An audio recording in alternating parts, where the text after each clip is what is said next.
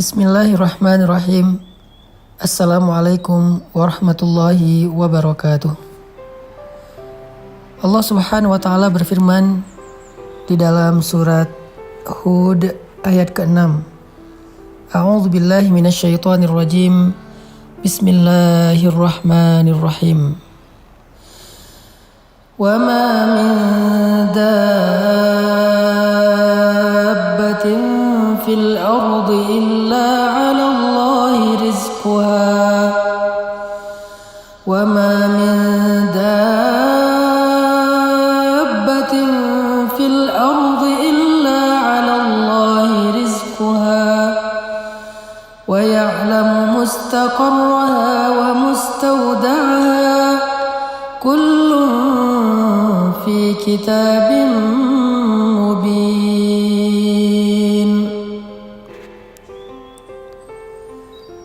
Dan tidak ada satupun makhluk yang bernyawa yang hidup di muka bumi kecuali Allah menjamin rezekinya. Dia mengetahui tempat kediamannya dan tempat penyimpanannya. Semua tertulis di dalam kitab yang nyata ataupun Lauhul Mahfuz. Shadaqallahul azim.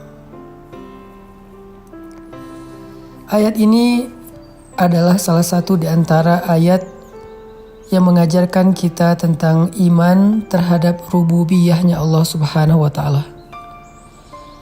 Rububiyah berarti Allah lah yang mengatur segala sesuatu dalam kehidupan di langit dan di bumi, dan Allah sebaik-baik yang mengatur. Rububiyah berarti Allah lah yang berkehendak dan menentukan segala sesuatu dengan kehendaknya, dan Allah Maha Adil dalam segala ketentuan yang Allah kehendaki. Rububiyah juga berarti Allah lah yang menentukan rezeki untuk setiap hambanya. Allah tidak pernah zalim untuk mengurangi satu butir beras pun dari rezeki bagi hambanya. Sehingga ketika kita belajar rububiyah Allah di dalam surat Hud ayat ke-6 ini, harusnya kita selalu percaya bahwa rezeki kita tidak akan pernah tertukar dengan orang lain. Bahwa setiap manusia, bahkan hamba-hamba Allah, hewan, tumbuhan, apa yang ada di langit dan di bumi, semuanya telah Allah berikan takdir rezekinya. Dan Allah tidak pernah mengurangi hak mereka, apalagi bersikap zalim kepada mereka. Lalu kenapa kita harus bekerja? Sesungguhnya bekerja itu bukanlah karena kita meragukan rezeki dari Allah, tetapi bekerja itu adalah ibadah, menjalankan perintah Allah. Karena Allah Subhanahu wa taala menitipkan kita rezeki di satu tempat, dan Allah menyuruh kita untuk mengambilnya dengan sedikit ikhtiar, dengan sedikit usaha, agar kita belajar menghargai pemberian Allah, agar kita tahu betapa berharganya rezeki yang Allah berikan untuk kita, sehingga dengan demikian kita jadi pandai bersyukur kepada Allah Subhanahu wa taala. Tidak ada satupun di antara makhluk-makhluk Allah yang tertukar rezekinya, sehingga kita tidak perlu merasa iri dengki kepada orang lain, atau juga merasa sombong ketika Allah memberikan kelebihan rezeki kepada kita di antara orang lain. Janganlah kalian merasa iri terhadap apa yang Allah berikan kepada sebagian kalian atas sebagian yang lain, kata Allah. Tidaklah seseorang iri kepada rezeki orang lain, karir orang lain, kehidupan orang lain, kecuali dia ragu terhadap keadilan Allah Subhanahu wa taala. Dia ragu terhadap pengaturan Allah Subhanahu wa taala, atau dia ragu terhadap rububiyah Allah Subhanahu wa taala. Ketika kita yakin terhadap jatah rezeki kita dari Allah, maka buah dari keyakinan itu adalah tuma'ninatul qalb, ketenangan jiwa, rahatun nafs, rehat jiwa. Kita tidak akan merasa khawatir yang berlebihan terhadap rezeki yang sudah Allah tetapkan untuk kita. Orang yang yakin kepada rezeki yang sudah Allah takdirkan, yang sudah Allah tetapkan untuk dirinya, maka dia tidak akan melanggar, Dia tidak akan mencari-cari jalan yang Allah tidak ridho untuk mendapatkan harta yang dia inginkan. Kenapa seseorang mencari harta yang haram? Kenapa seseorang curang dalam timbangan? Kenapa seseorang bersikap zalim? Kenapa seseorang berbohong dan menipu? Kenapa seseorang curang dalam jual beli dan transaksi? Kenapa seseorang korupsi? Itu semua karena mereka ragu dengan jatah rezeki yang sudah Allah tetapkan untuk diri mereka. Seandainya kita yakin bahwa Allah adalah sebaik-baik pemberi rezeki, bahwa Allah gak pernah mencurangi hak kita, bahwa Allah sebaik-baik yang mengatur, bahwa Allah sudah menyediakan bagi setiap hambanya rezeki yang halal sesuai dengan kebutuhan dia, sesuai dengan keadaan hidupnya, maka kita tidak akan mencari-cari jalan yang tidak Allah ridhoi untuk mendapatkan harta-harta yang kita inginkan. Kita akan komitmen, kita akan istiqomah mendapatkan harta yang halal, karena kita percaya yang halal itu pasti ada.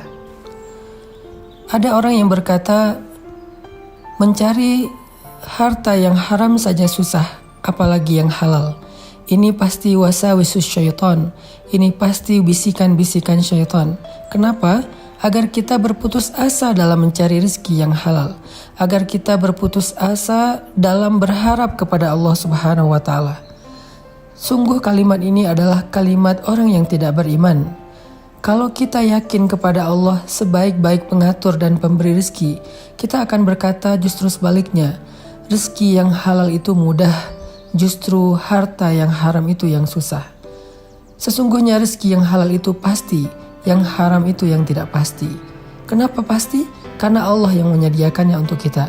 Wa ma min dabbatin fil ardi illa 'alallahi rizquha. Allah yang menjamin rezekinya. Falimal ya's. Kalau begitu kenapa kita berputus asa?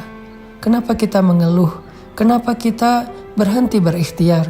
Kenapa kita tidak lagi istiqomah? Kenapa kita melenceng dari jalan Allah? Kalau kita yakin bahwa Allah telah menyediakan jaminan rezeki kepada kita semuanya. Orang yang yakin dengan rezeki di sisi Allah juga tidak akan bersikap kikir dalam mengeluarkan hartanya fi sabilillah. Sebagaimana Nabi bersabda, demi Allah tidak akan berkurang harta karena sedekah. Justru sedekah yang dilakukan karena syukur akan menambahkan kebaikan setelahnya. La in syakartum la azidannakum. Kalau kalian bersyukur, pasti aku tambahkan untuk kalian. Orang yang menahan hartanya, bersikap kikir sehingga dia tidak mau mengeluarkan hartanya fi sabilillah, bahkan harta yang wajib untuk dia keluarkan seperti zakat, itu pasti karena dia takut kekurangan rezeki. Kenapa dia merasa takut kekurangan rezeki? Karena dia tidak yakin dengan jaminan rezeki dari Allah Subhanahu wa Ta'ala. Maka dalam ayat ini kita belajar bahwa sesungguhnya Allah Subhanahu wa Ta'ala telah menjaminkan untuk kita rezeki yang halal, maka jangan pernah mencari-cari cara yang haram untuk kehidupan kita.